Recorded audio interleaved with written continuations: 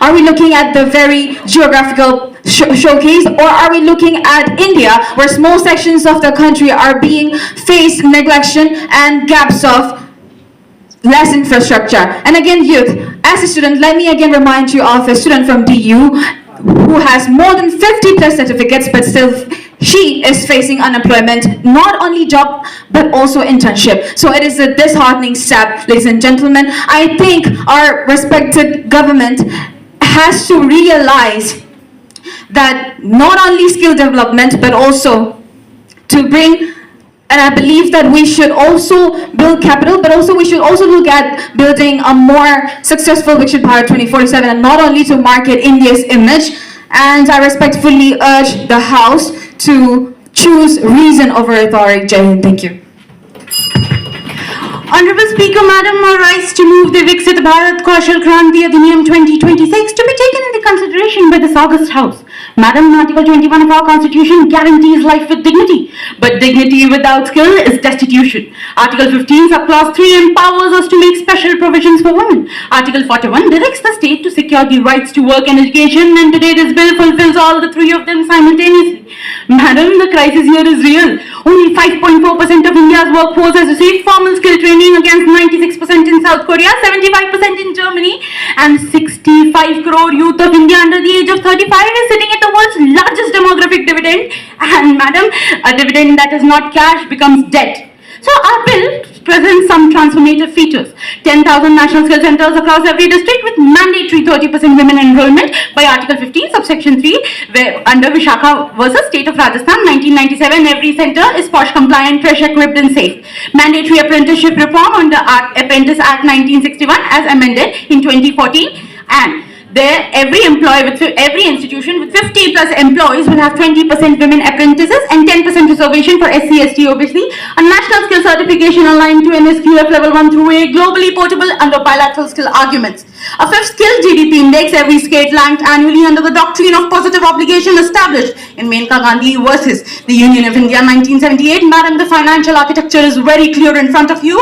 The total outlay is at 1.2 lakh crore over 5 years, total 48,000 crores for infrastructure, 25,000 crores for women reskilling, 18,000 crores for digital reskilling under PME Vidya, 15,000 crores for industry academia, all anchored under Article 112 financial statement and fully compliant under FRBM Act 2003. Viksit Bharat 2047 is not an obligation, madam, it is a social contract, and this bill is its signature. So I confirm and condemn this august House to consider this bill as Jai Hind and Jai Bharat. Honorable Speaker, ma'am, after listening to the government, one message is clear. This bill talks about making India the skill capital, but ignores the skill crises at home. Versus reality, we already have promises. The new education policy 2020 talks, we will make the student skilled, practical and job ready. Skilled, practical and job ready. But today, millions of graduates are still degree holders, not job holders. If policies on papers created skills, India would already be leading the world today. And while we talk about skills, the women in our country are still fighting for their basic safety, because tell me, what is the use of a skill when fear still decides whether she can step out or not? Reality too. How can we become a global capital when lakhs of Indian youth still lacks access to basic training, internet and jobs? In villages in the hill districts of Manipur, talent exists but access does not. Basic common sense says you fix the foundation first, not decorate the rooftop. Let's be utterly honest, this bill sounds ambitious, but ambition without implementation is just a speech, it's not a solution. Honorable Speaker, ma'am, we don't need big titles like skill capital, we need a real system that actually works. As a woman representing all the underrepresented women out there, I say this with a huge responsibility. Instead of speaking about skills, first ensure the safety of your own mother, your sisters, your own daughters, because no skill can survive without safety. First, let's criminalize marital rape and ensure guarantee safety within our own home, because a nation that cannot ensure the safety of their own women cannot claim to build a skill capital for the world. And for this reason, the bill proposed by the government is not a blueprint, it is an impossible dream, and therefore I strongly reject and oppose your bill. Jai Hind. माननीय सदस्यगण एवं सभापति महोदय, whip के रूप में मेरा ये कार्य है कि मैं संवैधानिक रूप से इस विधेयक को वैध है ये बता दूं, और आप इस पर प्रश्न उठाए उसके पहले ही मैं बता देना चाहूंगी कि ये विधेयक केवल कौशल विकास के लिए नहीं, अपितु ये संवैधानिक आत्मा को भी साक्षर करता है।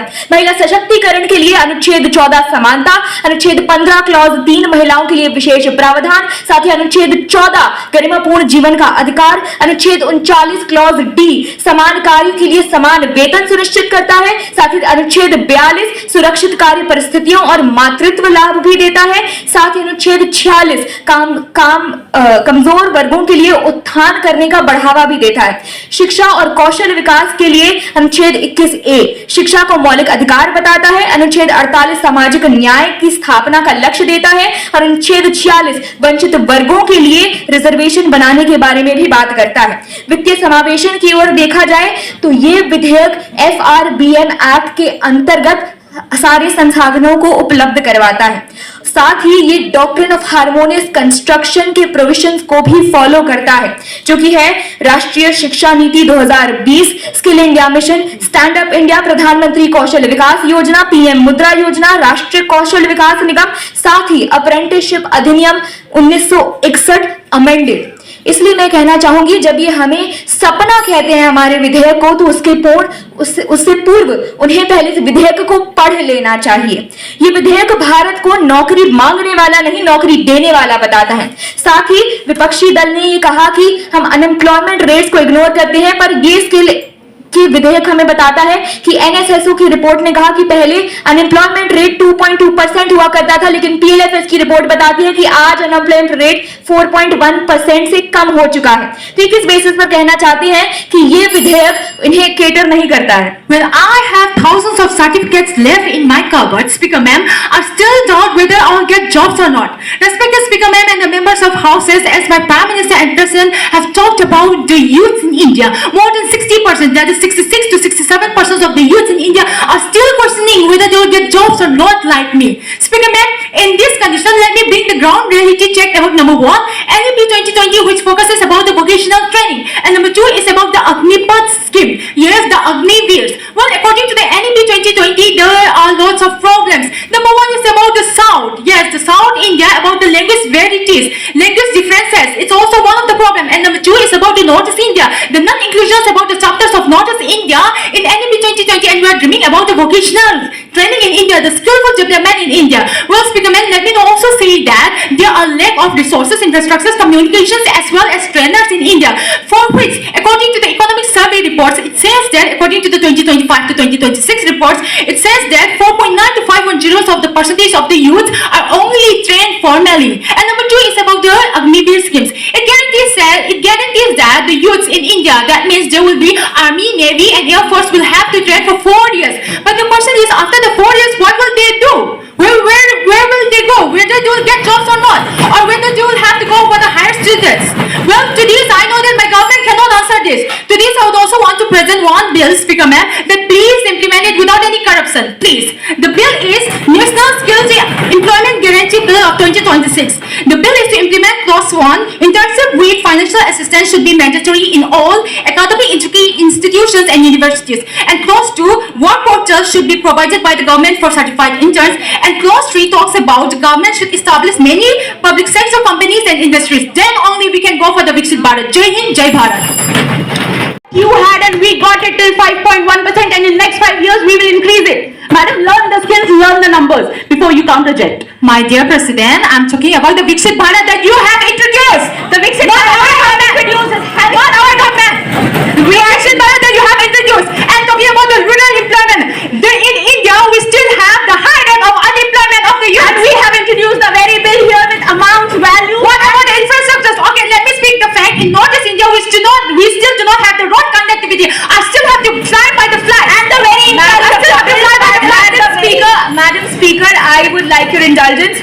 Also, before you say that we are not complying with the things that you have mentioned, our bill complies with opening national skill centers, and we are also making provisions for Article 15 Clause 3, which says कि हम महिलाओं के लिए विशेष प्रावधान बता सकते हैं और हम Madam, let us finish. The amounts have been mentioned. Madam, let me please अगर हम हर आर्टिकल को वैध तरीके से उसके लिए प्रोविजन बना रहे हैं तो उसका मतलब ये है कि ये समानता फॉलो करेगा, हर Time's up, आदमी team. के पास पहुंचेगा। We'll move on to the question by the other teams. Now I kindly request the teams who have already Question is to government that since 2015, initiatives like Skill India and Pradhan Mantri Kaushal Vikas Yojana have trained millions youth, but their placement is still lacking 20%. So what is lacking in the skill development of them? Madam, that's a wonderful question and I will answer it. As you stated, all the policies that have been implemented, and you require me to answer why is there a gap between the implementation and the job facilities provided. So madam, let me tell you, the job facilities in a country like India are very limited. From a country like India where 1.8 billion people are there, out of which more than 60% are youth, I would not expect my country to fulfill all of them. But madam, let me, and if you have further questions, I will answer that too. So the reason why we are implementing this bill, bringing these structures here, is that to increase that job implementation, to increase more opportunities so that the youth could inculcate better jobs, better opportunities, to inculcate skills in them, to get them more professionally and international skills so they could further get it. But you say that Skill India certified India, but skills are achieved its true purpose only when it is translated into, it's not about just certification, it's about the employment. And what is your status about the finance? How will you manage the finance? Madam, we have also mentioned that 1% of it, 1% it is the total amount, 1.2 lakh crores stands as 1% of Indian Union budget. And as you stated, how would we increase the job amount? By bringing more opportunities through international, national collaborations, to allowing youth to learn more than national, international skills. And through this only, madam, this bill is brought for the purpose to enlighten what has been presented and what further could be done for the development of youth. और मैं एक और बात ये कहना चाहूंगी कि आप हमारे बजट आवंटन पर कोई प्रश्न उठाए उससे पहले मैं बता देना चाहूंगी, मैं जर्मनी का उदाहरण देना चाहूंगी। जर्मनी अपनी जीडीपी के 4.8% प्रति वर्ष स्किल एम्प्लॉयमेंट की तरफ, स्किल इंक्रीजिंग ड्राइव्स की तरफ लगाता है, जबकि हम यूनियन बजट का मात्र 1% लगाकर इतने सारी उपलब्धियां, इतना ज्यादा विकास लेकर आ रहे हैं। तो फिर आप किस मंच पर खड़े होकर, आप किस बेसिस पर हमारी बजट आवंटन पर प्रश्न कर रहे हैं, जबकि हम अपने विधेयक के मैं आपका बताना चाहूंगी कि हमारे विधेयक के क्लॉज नंबर 5 में ये बताया गया है, क्लॉज नंबर 6 में ये बताया गया है, फाइनेंशियल आर्किटेक्चर दिया गया है। तो मैं आपसे अनुरोध करूंगी कि आप सर्वप्रथम इस विधेयक को पढ़ लें, उसके पश्चात अपने प्रश्न हमारे समक्ष रखें। धन्यवाद। Certified is not placement based on. Madam, the government. Am I allowed? Will motion. All right, my question is, you might have certain suggestions for the bill that was proposed by the government, right? So I want to put forward this fact that there have already been carbon copy of National Skill University Bill of 2015 and PM Kaushal Vikas Yojana, which was both documented failures. Now in these programs, it was noticed that the aboriginal communities of women were often overlooked. So how would you inculcate that in your bill, and how would you prove that that loophole will be filled by your bill? Thank you, ma'am. Respected Speaker, ma'am. With this, I would want to say that you have mentioned about women. My dear, Viksit Bharat is not only for the women. Viksit Bharat has to be for everyone. First of all, it has to be for everyone. And second, yes, we have lots of schemes from the government side. But I have also mentioned in my bill that according to clause number 1, it says mandatory. So we have lots of schemes, we have lots of, lots of internships according to the education institutions and universities, but there are still education institutions which doesn't pay. The only paid ones are the IITs, which is also about 2,000 rupees per week. Can also be IIT Madras, which pays about 15,000 per month. So I believe that it says mandatory, so every universities, including private as well as government. So it's not only for the women, my dear. All right, Thank ma'am, you. I got your point, but my question stands that I want to focus more on the minority aboriginal communities. I'm not asking you to overlook the other communities or the other people, the other gender. I'm simply asking you, how would you bring forward those minority aboriginal communities which have been overlooked by the government? So what is your stance and what is your different bill of proposing that? Yes, that I have said it is about the institution and universities. So you think the Indian government doesn't give place for the minorities inside the universities and institutions? We have. So my bill focuses about that. Okay, if you want about the minorities and all, then I have seen one thing, this even for the women also, that in India, only 56% of the women holds mobile phones. So I think the government can propose a scheme or a policy where mostly, like 100%, not even 100, but let's say 96% of the women can get mobile connectivity. Ma'am, but So- again, you're putting it on the government. My question is, what different would you do so that other people are also recognized when it comes down to skill advancement? Not just those proportionality of the major people and the education that is already being provided. So what is your difference? What difference does your bill bring to the table, not the government? I think that can be only done when I become a government, no? But ma'am, you are here to propose your bill. What is different? You can only become the government when you outshine the current government. The opposition can only be the government when you outshine what they already propose. For that I have to be getting elected, no? You have to vote for me, no? No ma'am, that's... Okay, all right, Thank you team for your insights. We'll move on now to the Honorable members of the August Assembly, I am Lapsop Tegasa representing Manipur University and I will be taking the role of President for the government. Good afternoon, everyone. My name is Naran Chalsia, and today I am representing as a whip of the government. Greetings to the esteemed members. This is Jia Soni as Prime Minister of Opposition. Greetings everyone, I am Swastika Shri as the President of the Opposition. Diya Tomar as the Whip of the Opposition.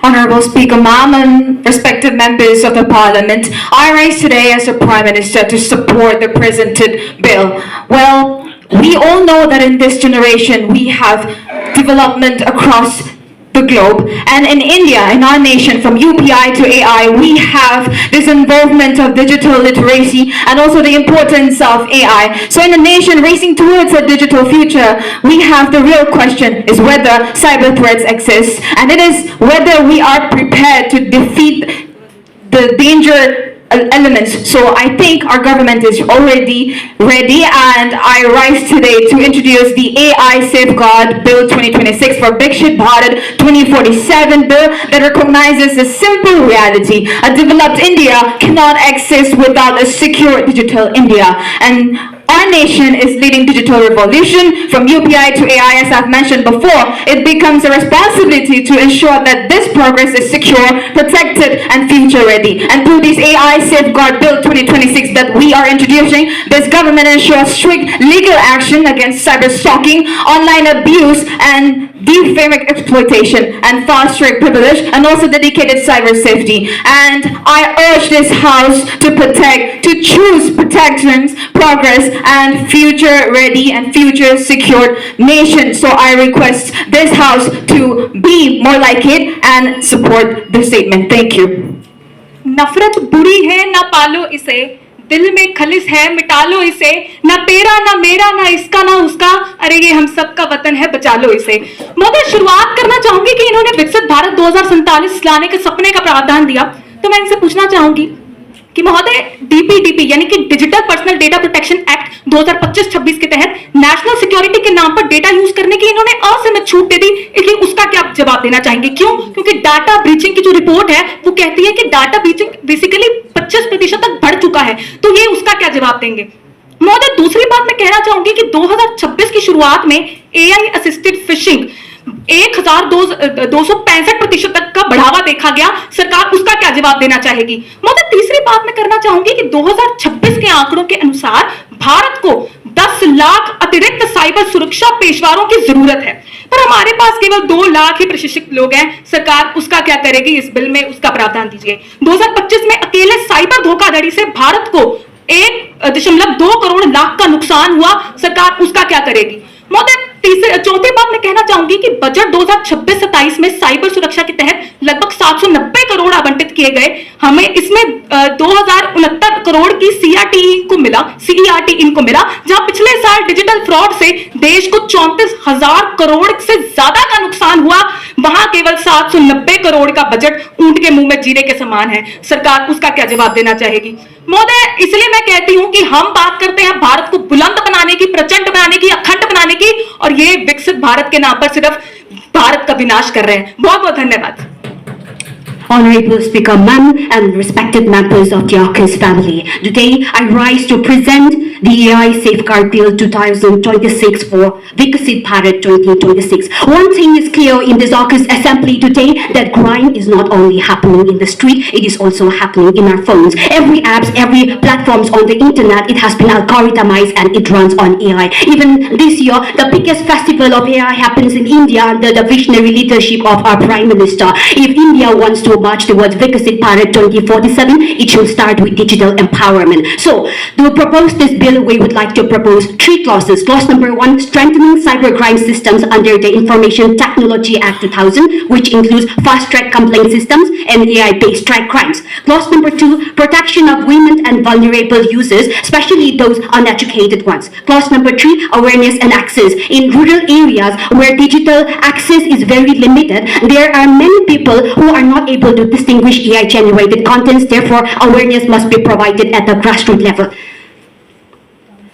That is how we are going to march toward Viksit Bharat 2047. To all those who say that AI exclusion is a bigger danger than disruption. If we distinguish and deny the AI, we risk and we promote digital divide. We also lose economic growth. We silence half the nation's potential. Honorable Speaker Ma'am, this is not a technology bill. This is a power shift from dependence to decision making, from informal works to global wealth, and that transformation has named Nari Ki Bhumika, and therefore I strongly support and present the bill before the House. Thank you. Today the government seems to be fast, fluctuating, ambiguous, shifting and turbulent. Why? Because they introduced the National Cyber Security Policy, which does not cover AI attacks, which does not cover ransomwares, and which does not cover the digital ecosystems. India faced around 370 million malware attacks in 2024, 1.59 million cyber incidents in 2023, and 12,000 crores were lost in cyber scams in 2024, ladies and gentlemen. And the government says that it's introduced that Cyber Swachh Kendra, which was actually introduced to detect and remove malware botnets and provide free tools for citizens, but the citizens still have low awareness and most people don't even know that they exist. Second that they brought was the National Cyber Coordination Center, which was basically brought to for real-time internet traffic monitoring, but the thing is there is no opacity, there is limited public accountability, there are privacy concerns and surveillance rights. India still does not have a particular specific surveillance law, which is a violation of Article 14, 19, subclause 1D, 21, case put to Sama vs. Union of India 2017, Vineet Kumar vs. CBI 2019, and the DPDP rules that the government brought of 2026, ladies and gentlemen. Next, the government talks about the National Critical Information Infrastructure Protection Center, where it does not protect the power, banking or the telecom sector, which has 2 main loopholes, which focuses only on notified critical sectors. There is no cyber security, no data protection, which fails DPDP in practice.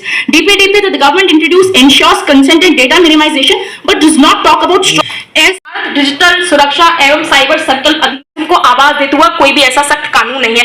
तीसरा, सरकार के पास बहुत सारी bodies हैं, cyber crime portal, NPCI, cyber सुरक्षा portal, लेकिन सरकार को एक अम्ब्रेला बॉडी लानी चाहिए। जैसे सरकार विकसित भारत शिक्षा अधिष्ठान लेकर आई, जिसमें एक सेंट्रल बॉडी स्थापित करी, वैसे ही आज हमें साइबर क्राइम में भी एक सेंट्रल बॉडी की आवश्यकता है। और महोदय बस इसी the nearby police stations will get alert. So yes, it is understandable that women's crimes are increasing day by day, but also we are marching towards for the solution. And thank you so much for your. don't even have phones in a country where majority of the women are considered to be weak and timid. How do you think that this is going to be effective?